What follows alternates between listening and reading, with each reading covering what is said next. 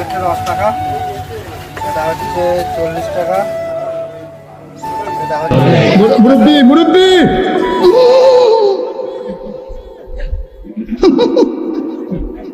বুঝছে না উনি মনে করছে অন্য হুজুর। মুরব্বি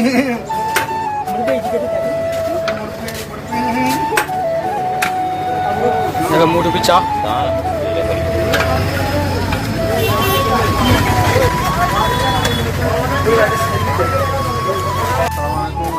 চাওলা বলছি, বাবুদের প্রত্যেকে চা ভালো লেগেছে, যারা আসেনি তারাও আসবেন।